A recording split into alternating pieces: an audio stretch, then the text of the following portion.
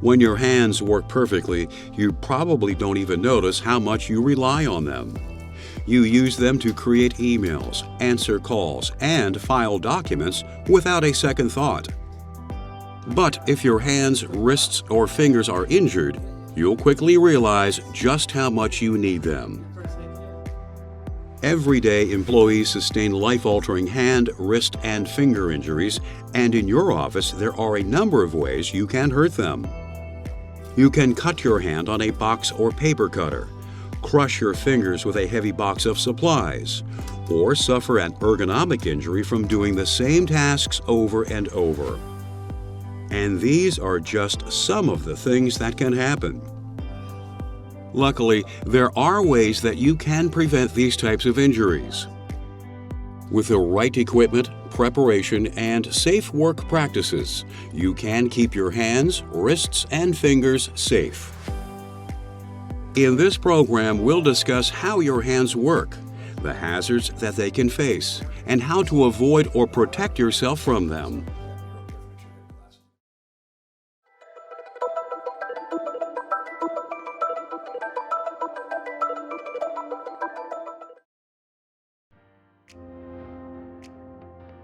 Our hands have the strength, dexterity, and sensitivity to grasp, lift, and manipulate objects of many shapes and sizes.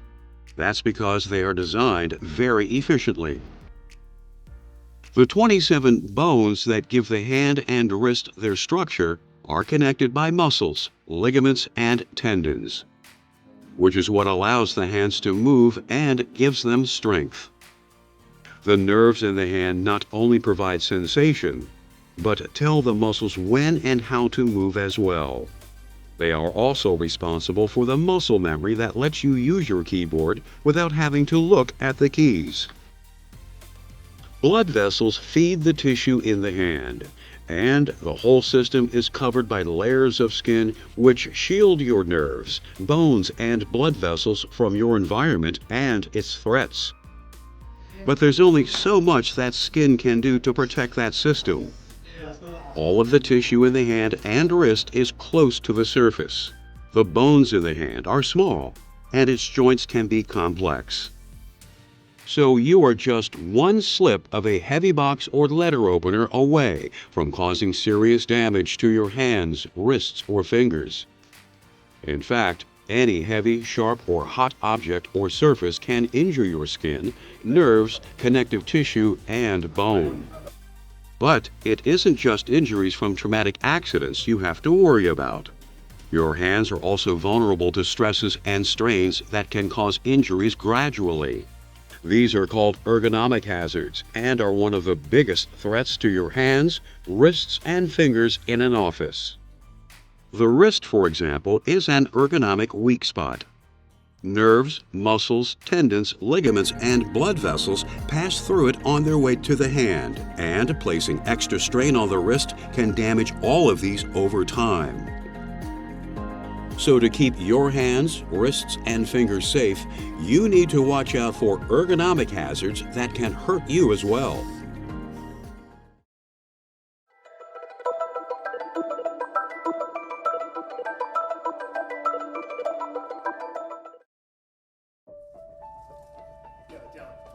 Hand, wrist, and finger safety starts before you even begin working. It can be easy to rush into a task, especially when you're on a deadline. But failing to prepare before doing a task that uses your hands, wrists, and fingers can slow you down permanently. Before you start any task, you should first ask yourself if you're in the right state of mind to work safely. If you're feeling angry, you're more likely to get hurt. So if you're upset, take a minute to cool off, then refocus on the task at hand. Human error occurs most often when workers are distracted, from trying to catch a falling box to glancing away while using a paper cutter. Being distracted can have serious consequences for your hands. So before you take on a task, make sure your head is in the game.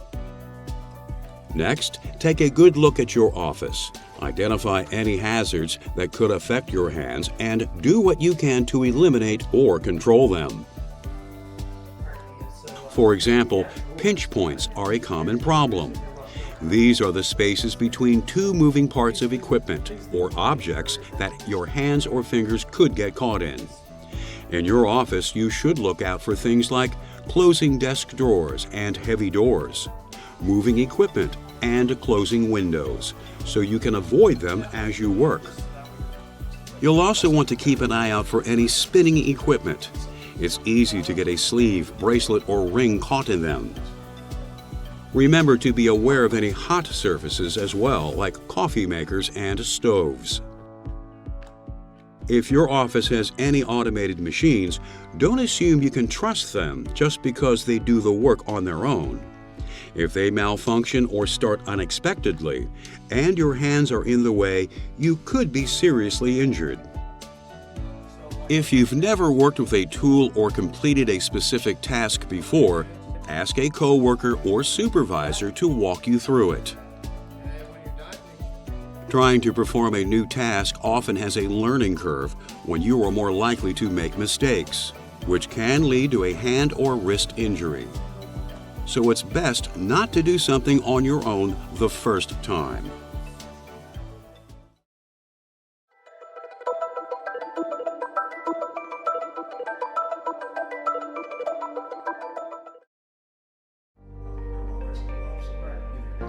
The best way to protect our hands, wrists, and fingers from injury is to prevent accidents from happening in the first place.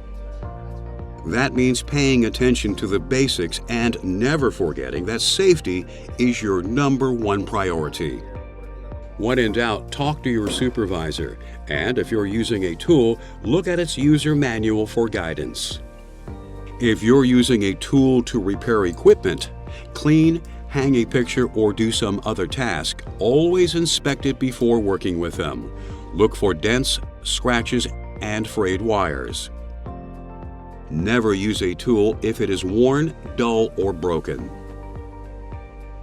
You might be tempted to use a dull tool instead of hunting down a new one, but dull and worn tools require you to apply extra force.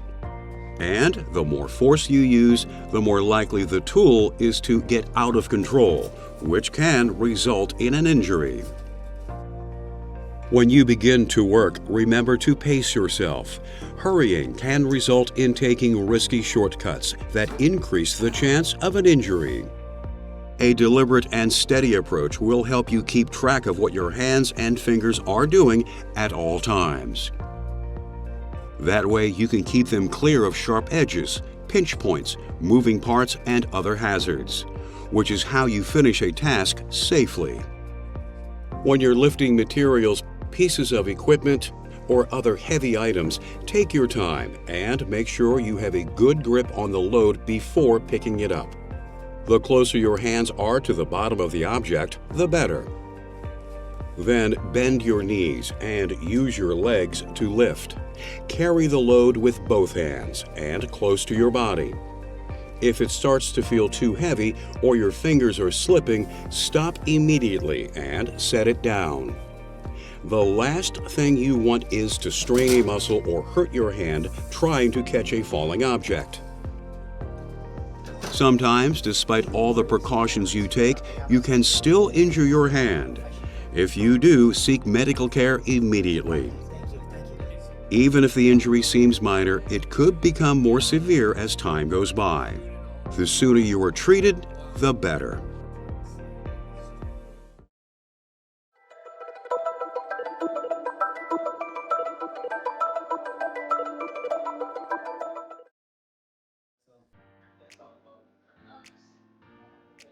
Ergonomics is the study of how we can work more efficiently and safely by minimizing discomfort and fatigue.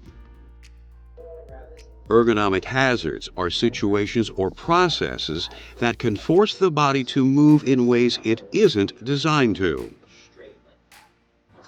Ergonomic hazards often don't cause immediate injuries, but over time they can result in painful and debilitating conditions such as carpal tunnel syndrome, repetitive motion syndrome, and tendinitis. To prevent these injuries, you need to avoid things such as working in awkward positions, repetitive motions, and applying excessive force either manually or with a tool. Repetitive motion is making the same movements over and over again without a break. If your work involves repetitive motions, you should insert other tasks into your routine throughout the day to vary the movements that you make. If you find yourself working in an awkward position, stop what you're doing and try to find a less stressful way to get the job done. When you're using your hands, keep your wrists as straight as possible. This neutral position will allow the tendons to slide easily through their sheath, preventing strain and damage. To achieve a neutral position, you may need to change your overall body position by standing up or sitting down. Or you could reposition the material that you're working with, turning it, raising it, or lowering it. If you're using a tool, using a differently sized or designed tool can also help you get into a more natural position. You need to keep this in mind when you're keyboarding too. While this can seem harmless, it can do long-lasting damage if you don't know how to protect your hands, wrists, and fingers while doing it. To keep your wrists straight, your keyboard should be at a height that lets your elbows bend at 90 degrees and be positioned close to your sides, and your thumb should be in line with your forearm. You should keep your mouse close to your keyboard as well, so you can keep your arms in that 90-degree position without straining or twisting your wrist to reach it. To avoid using excessive force when you're working with a tool, you first need to understand the two types of grips your hands can make. For tasks that require strength, such as using a hammer or a paper cutter, you should curl your fingers, palm, and thumb around the object. This is called the power grip. It distributes the weight of the object evenly over the muscles and tendons of the entire hand and allows the wrist and forearms to help carry the load as well. When you need a delicate touch, such as positioning a nail or twisting a small screwdriver, you'll want to use a precision grip, which brings the ends of the thumb, middle, and index fingers together around the object. But if we try to use the precision grip for tasks that require power, we will end up applying excessive force to try and get the job done, which can injure our hands, wrists, and fingers. Another situation where we can find ourselves applying excessive force is when we try to overpower a stuck or heavy object, manually or with a tool. None of these situations are safe or healthy. So if you find yourself using excessive force while performing any task, stop what you're doing before you hurt yourself, and find a way to get the job done without straining.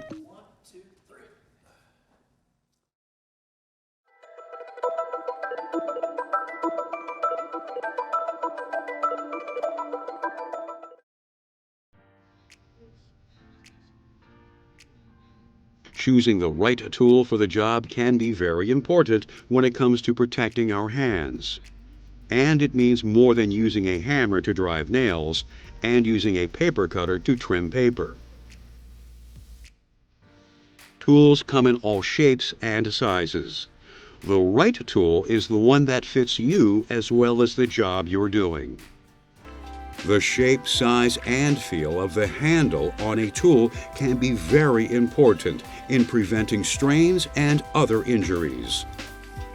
A handle that is too short for your hand can damage nerves, tendons, and blood vessels by placing excessive pressure on the palm. To prevent this damaging localized pressure, you should choose tools with handles that are longer than the widest part of your hand. For a safe, strong grip, the handles should also be thick enough for the end of the thumb to just cover the ends of the index or middle fingers. Handles should be free of sharp edges or finger grooves as well. Handles that are padded with soft or grippy material are often a good choice. They are comfortable, easier to control, and help absorb shock. Make sure that the handles on your tools will allow you to keep your wrists straight as you use them. Working with your wrist in a bent position can injure the nerves, muscles, and other connective tissues that pass through it. So be sure to try tools out before you use them to confirm that they fit you well. In the event that you need to use a power tool, they require the same type of examination as hand tools. Make sure that the handles are comfortable and fit your hand. They allow you to work with a straight wrist and power grip whenever possible, and their power switches and safeties are easy to operate. Some power tools can vibrate hard enough to damage the hands that hold them. To protect your hands when you're using these types of tools, you should limit the amount of time you work with them. Avoid gripping the tool too hard. Try not to force the tool. Let it do the work. And wear gloves that are designed to absorb as much vibration as possible. When you work with hand or power tools, you should monitor yourself continuously. Tingling, numbness, or feelings of discomfort in your hands, wrists, and fingers could indicate the start of ergonomic problems. If you notice any of these symptoms, let your supervisor know about them immediately.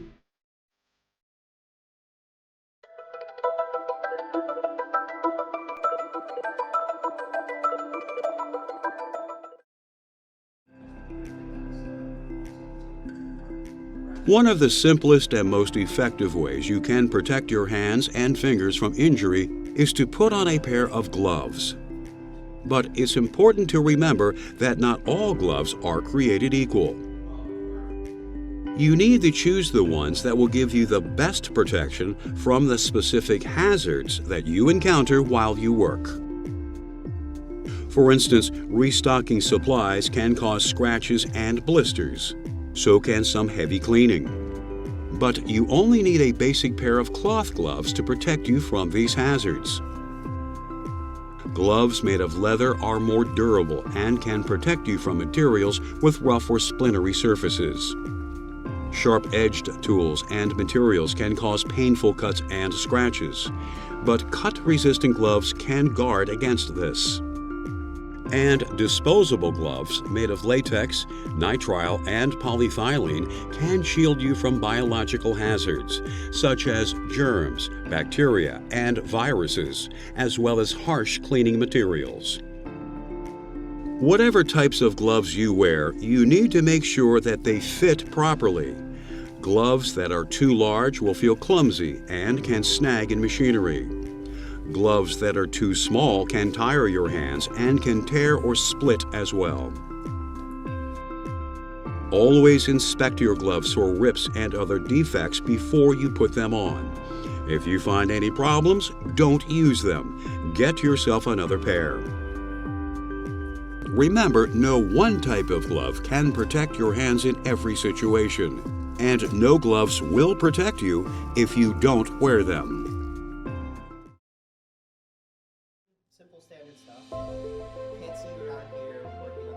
As we've seen, our hands, wrists, and fingers can encounter a number of hazards in an office. But there are safe work practices and protective equipment you can use to avoid injuries. Let's review. Protect your hands by preventing accidents before they happen. Always follow safe work practices and stay focused on what you're doing. Avoid ergonomic hazards, such as repetitive motions, working in awkward positions, and using excessive force when you're performing any task. Choose tools that fit you and the task that you're doing, and use them in ways that place the least stress on your hands, wrists, and fingers. Never try to operate a tool that you are unfamiliar with or that has been altered or damaged. And wear gloves that are designed to protect you from specific hazards that you encounter in your job. Now that you understand the hazards that can affect your hands, wrists, and fingers, and know how to avoid and protect against them, you can go home pain-free at the end of every day.